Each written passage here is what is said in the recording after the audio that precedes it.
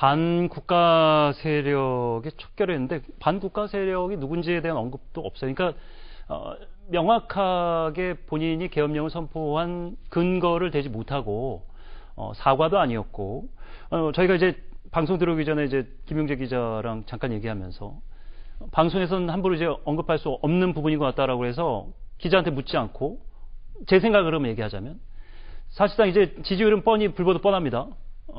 물론 뭐 얼마나 나올지 예상 못합니다만 이미 20% 내외였는데 이런 사태까지 겪고 나면 이번 주 나올 발표들은 대부분 이제 10% 안쪽으로 들어오지 않을까라는 조심스러운 추측인데 그럼 사실상 국정 동력을 상실하는 거고 대통령이 선택할 수 있는 길은 국회에서 탄핵을 추진하기 전에 내려서는 거죠.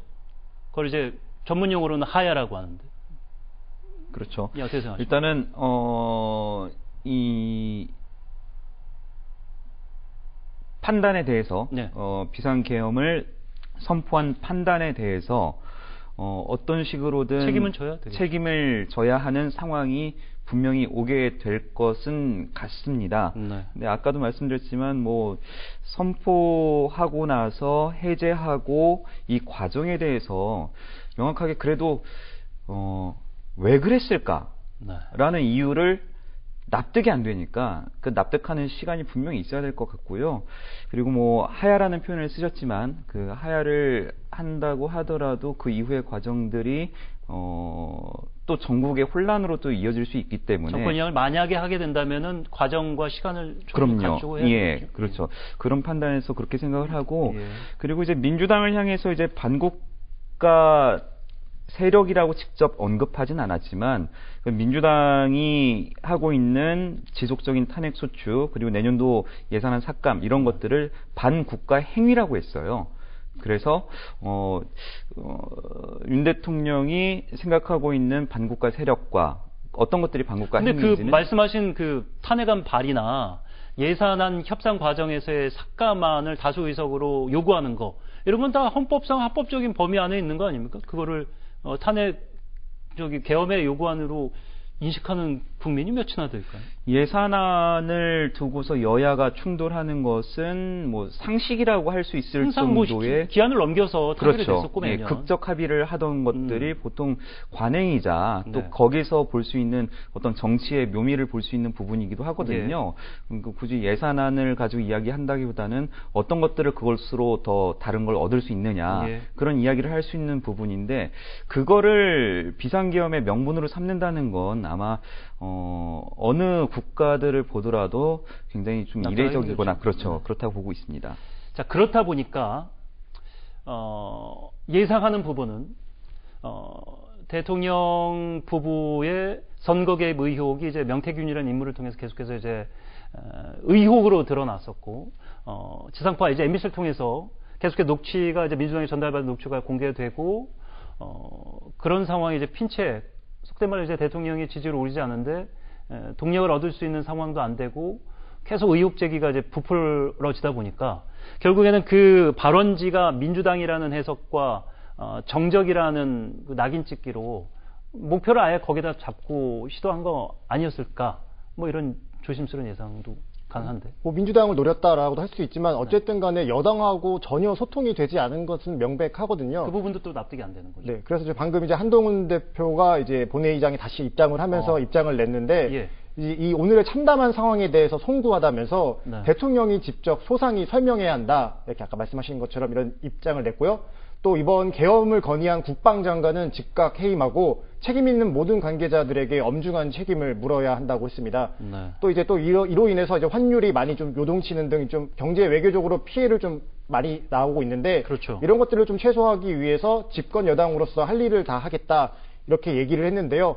오늘 이제 오전에 이제 7시 정도에 최고위 회의가 있는데 그 회의는 이제 비공개로 진행을 하고 그 결과를 아무래도 이제 기자들 앞에서 발표를 할 텐데 어떤 입장이 나올지도 좀 궁금을 하고요. 여당과 전혀 소통이 되지 않았기 때문에 이게 민주당을 대상으로 한 계엄이었다고 할지라도 이 여당도 이제 대통령에게 등을 돌릴 수 있기 때문에 이 여당도 이 오늘 최고위 회의 이후에 어떤 입장을 내놓을지 그것도 좀 주목해 봐야 할 것 같습니다. 말씀하신 대로 이제 국민의힘 여당도 등을 돌릴 수 있는 상황이 됐다. 그 얘기는 소위 말하는 이제 한동훈 계가 구석으로 좀 몰려 있었는데 친윤계 등살에 한동훈 계가 목소리를 높이면서 노선을 달리해서 적극적으로 뭐 특검이라든지 아니면 대통령의 뭐 개혁신당이 얘기했듯이 이제 탄핵 조국혁신당과 내놓은 그런 탄핵안으로 탄핵 절차를 하는 데 있어서 어느 정도 이제 긍정적인 참여를 한다든지 이럴 명분이 생겼다 이렇게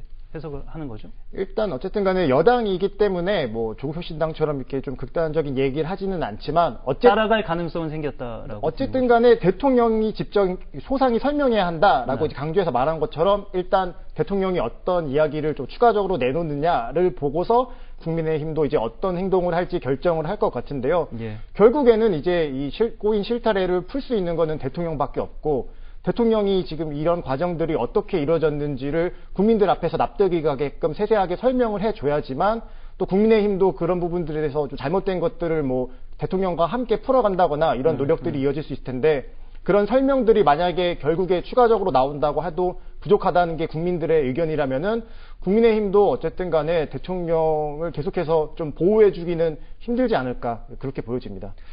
외신의 뭐 반응들도 쏙쏙 들어오고 있는데 미국의 반응이 가장 뭐 궁금하고 중요한 포인트인데 국무장관이 아주 심각한 상황으로 예의주시하고 있다라고 한 30분 전에 보도가 됐었는데 자, 이렇게 되면은 미국과의 관계나 동북아시아의 지금 지정학적 리스크하에서 계속 일본에게 주도권을 빼앗기고 미국과 일본이 손잡고 리드하고 이런 상황에 대한민국이 물론 다른 사안입니다만 내부적인 이런 혼란 때문에 계속해서 또 그 외교적인 부분에서도 소외되거나 뒤로 밀릴 가능성도 좀 없지 않아 있겠어요. 당분간. 그렇죠. 이제 비상계엄이라는 되게 중대한 사안인데 네. 미국 백악관 국가안전보장회의는 이 비상계엄 선포를 미국은 사전에 통보받지 못했다라고 하면서 당혹스러운 모습을 좀 보여줬는데요. 그러면서 이제 이런 상황들에 대해서 심각하게 우려한다 이런 이야기를 하면서 어쨌든 한국 정부랑 소통을 하기 위해서 현재 노력을 하고 있다라고 이렇게 이야기를 했는데 예. 그런 것만 보더라도 이런 중요한 일을 좀 사전에 이런 언질 없이 이렇게 진행한 것들에 대해서 좀 미국 정부도 되게 우려를 많이 하고 있어서 앞으로에 있어서 좀 협력 관계를 다져나가는 데 있어서 좀 어려움이 있지 않을까 이런 시선도 있는 것이 분명하고요. 어쨌든 간에 근데 미 국무부가 이제 한국 국회 계엄 해제 결의를 좀 준수되기를 희망한다 이런 입장을 냈었는데 대통령이 어쨌든 간에 빠르게 그걸 받아들이겠다라고 입장을 낸 것만큼은 다행으로 보여집니다. 예.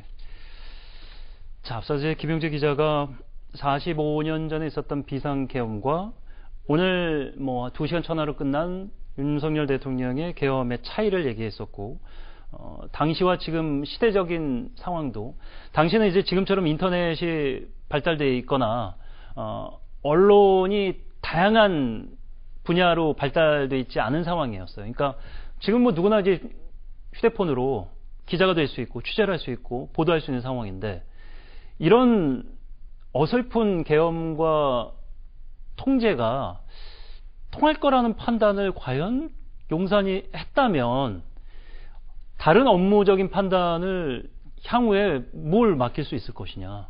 그러니까 이번 사례로 비추어 봤을 때 지난 2년간 넘게 예. 기간 동안 어떤 식으로 운영이 됐는지도 엿볼 수 있는 그렇죠. 어떤 예. 대목인 것 같고 예.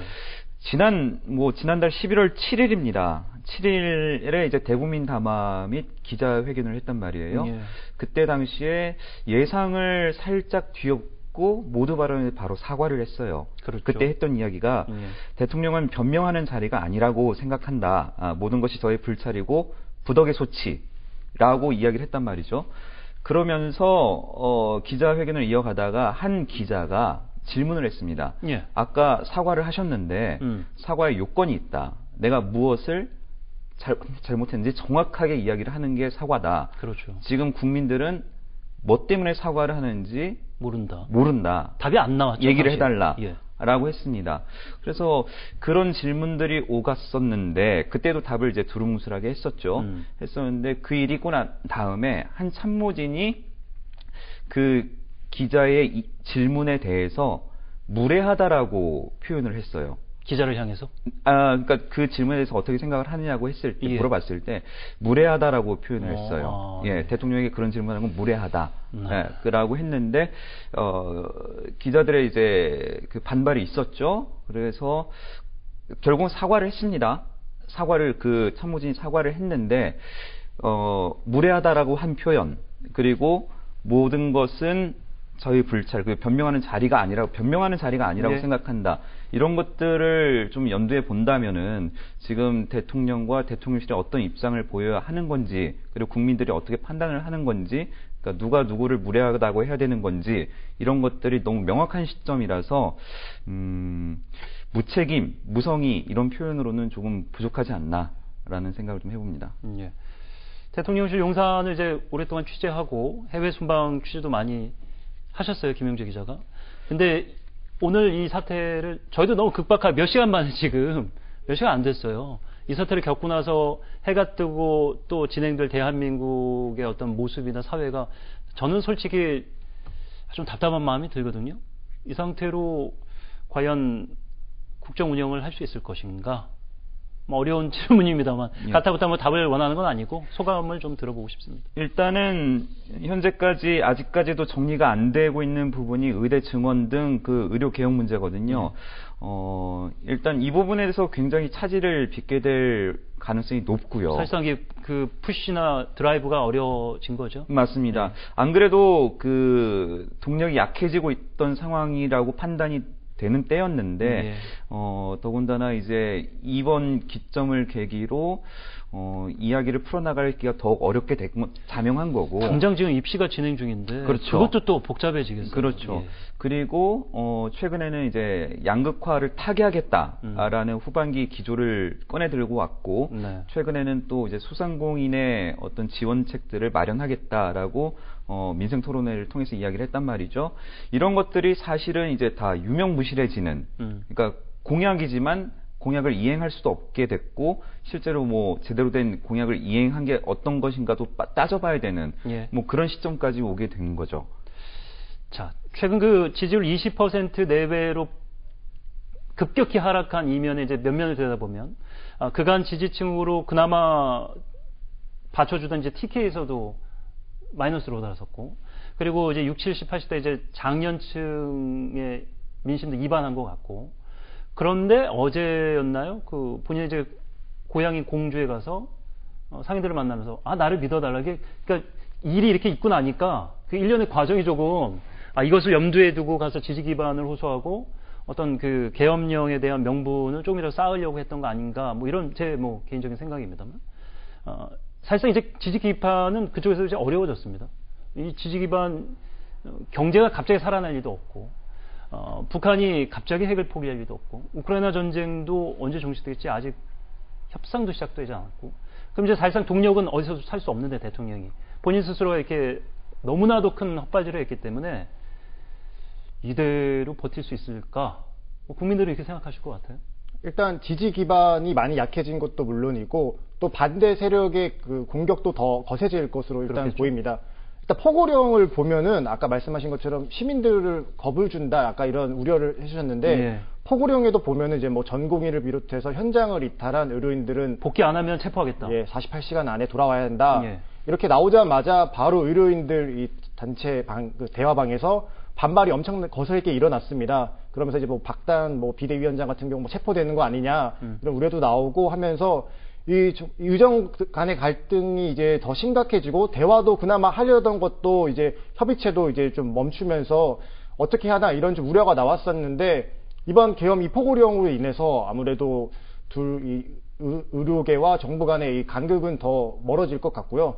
또 보면은 또 포고령에 보면은 이제 사회 혼란을 조장하는 파업, 태업, 집회 행위를 이제 금한다. 일절 모이지 못하는 네, 아예 모이지 못한다라고 했었는데, 근데 이제 알다시피 이제 모레나 이제 목요일, 금요일부터는 12월 7일에 예정이 돼 있죠. 뭐 지하철, 철도 노조의 파업이 예정이 돼 있었는데 이렇게 윤석열 대통령이 계엄령 포고령을 했음에도 불구하고 뭐 민주노총 이런 데서는 예정대로 파업에 나설 것이라고 애초 당시부터 그렇게 입장을 밝혔고요.